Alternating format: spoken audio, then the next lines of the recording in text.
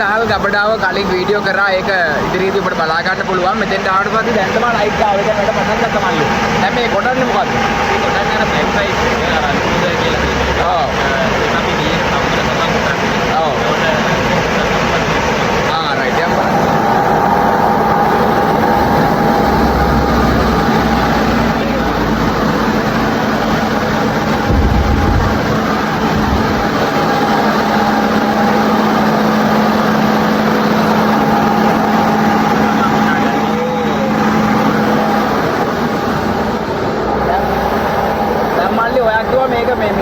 ගොවියෝ ගෙනාවට පස්සේ ඔයාලා තම්බනවා කියලා. තම්බල තමයි කැකුලේ කොටන්නේ. එතකොට තමයි මේ යටේට හාල් යටේ රයිට්. මේ පාටේ. ෂා.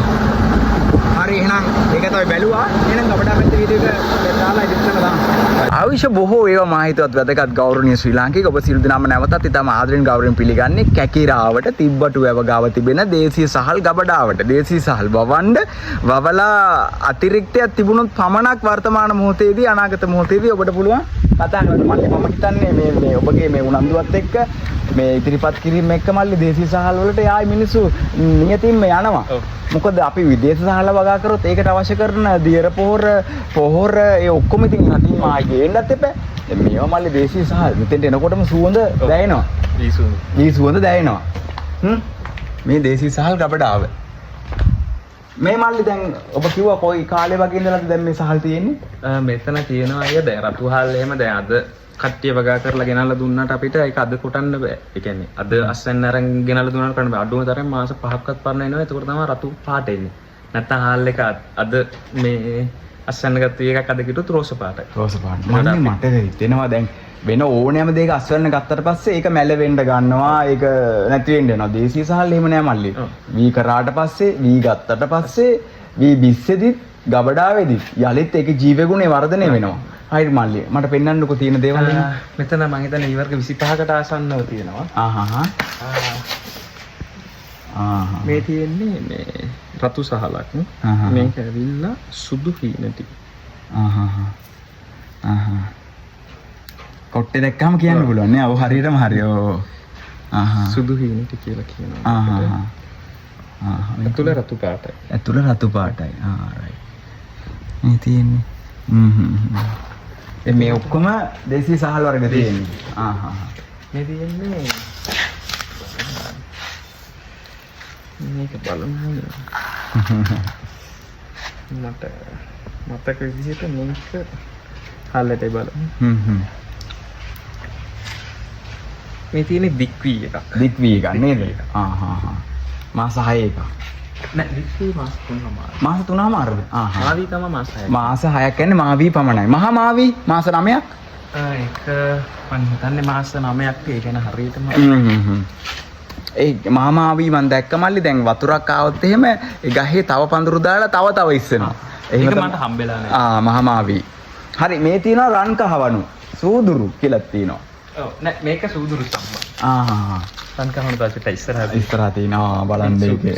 බලන්න සම්බා සූදුරු සම්බා නේද? ඔව්. හරි. මෙතන තියෙනවා බාස්මති. මේ තියෙන්නේ රතු බාස්මති එකක්. රතු බාස්මති එකක්. ඒක දිග යටේ නේ? ඔව් දිගයි. හරි. එන්න සුවඳ වැඩි වෙන ඕන්න. මෙතන තියෙනවා කළු.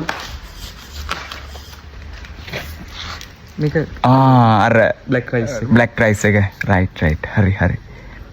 දැන් ඔබට මාළි ලංකාවේ හතර දිග් භාගෙම මිනිස්සු කතා කරලා ගොවියෝ කතා කරලා පුතා අපි ගාව මේ හාල් තියනවා වී තියනවා ගන්නවද කියලා අහනවද නැත්නම් ඔයාගේම ජනතාවක් ඔයා නිර්මාණය කරගෙන ඉන්නවද? එහෙම නිර්මාණයක ගොවියෝ ඉන්නවා සාමාන්‍යයෙන් 50කට විතර ආසන්න ප්‍රමාණයක්.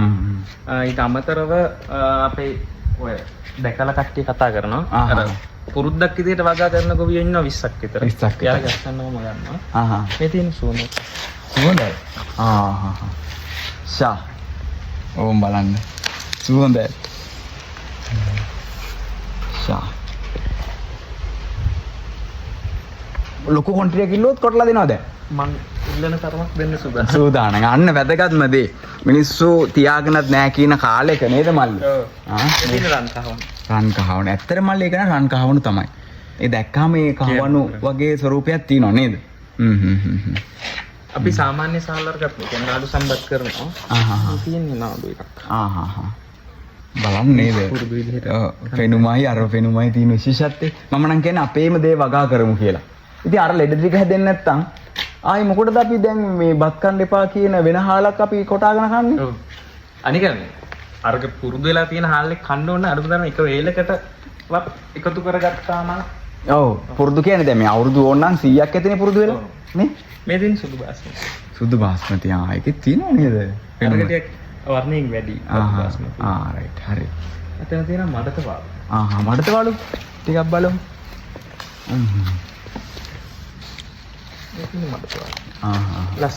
ලස්සනයි නේද? හරියට හරි. හරි. දැන් මල්ලි දැන් මේ හාල් වලින් වී වලින් හාල් අරගෙන ඊට පස්සේ පිටි කරලා දැන් කැඳ විතරනේ මිනිස්සු බොන්නේ. වෙන මොකුත් බිස්කට් වර්ග, එතකොට කේක් වර්ග එහෙම මොකුත් එන්නේ නැද්ද පීසා පිටි එක? නමුරුවක් මම දැක්කා මේ ඉන්දියාව නිෂ්පාදනය කරලා තියෙනවා කට්ටිය. අපි තාම වැලියු එඩිෂන් බිස්නස් එකකට තාම නෑ අපි ජනප්‍රිය සංස්කෘතියත් එක්ක හැප්පෙනකොට අපේ දේ කොහොමද අපි මේ පිටි කරලා පීසා පිටි වලට යන්නේ කියන එක මම ආරාධනා කරනවා මෙච්චර ගොඩක් තියාගෙන ඔයාට සුළු දෙයක් මල්ලි. ඔයා පිටිත් කරලා තියෙන එකේ ටිකක් අඹරලා බලමු දේශීය දෙයක්. වැඩේ කරලා බලමු. පීසා එක දේශීය පිටි පීසා. දේශීය පිටි බනිස්. එතකොට චූම්පාන් උන ලංකාවටම ආවෙනික දේශීය පිටි වලින් කමන්නේ චූම්පාන් ගියාට නේ. බලන්න ඔබ අතට එන ඒ පාරම්පරික ඕලු සහල මේ ආකාරයෙන් තමයි මේ ස්ථානයේ තියෙන්නේ. දැන් මල්ලි මේ කොයි කන්නේවද? මේක අයියා කන්නක් නෑනේ. කන්නක් නෑ. හැමදාම නේද වැව් දෙටි තමයි කට්ටිය මේවා අස්සන් උනේ නේද? මම කියන්නේ නෝර්මල් වෙන්න ඕනේ මාර්කට් එකේ ඒක තැම්බුවට පස්සේ ඒක තම්බුවට පස්සේ ඒක වේලනවා. වේලලා පොලිෂ් කරන අපි හාල් පොලිෂ් කරන මැෂින් එකෙන් දාලා මේක අර මේක වගේ ඉඳ තියෙන පොත්ත. පොත්තිවත් කරනවා. ඊට පස්සේ මේක අර ගල්වැලි තියෙනවා ඔය පාර දාලා වේලන්නේ බෞද්ධ. ඊට පස්සේ මේක අපි ගරලා දැන් වේලනවා. ඊට පස්සේ පැකට් කරලා දැන් ඉස්සෙල්ලා තිබුණේ මල්ලි තැම්පිච්ච සුවඳ මුලින්ම මට කියදි. දැන් ටිකක් වේලිලානේ රත් වෙලා එකපාරට. ඔව් ඉස්සෙල්ලා තිබ්බේ මේ තැම්පුන් සුවඳ. දැන් තියෙන්නේ වේලිච්ච සුවඳ. ඊළඟට ඉදුණු සුවඳක් වෙන්න නම් ඔබ මේවා පරිභෝජනය කරන්න ඕනේ. කැඳ හදලා කන්න පුළුවන්. බත්තු යා කන්න පුළුවන්. ඔලුබලා. ඔලුබත් හරි ප්‍රසිද්ධයි නේ. මල්ලි මෙතන හැමදේම හොඳට තියෙනවානේ මේ කෙසෙල් කන් අර නිවිති වල ඔක්කොම මේකේ තියෙන ಗುಣ අහ ගන්නවා තියෙන්නේ. නිවිතිය. එහෙනම් අපි යන්. බොහොම ස්තුතියි නැවතත්.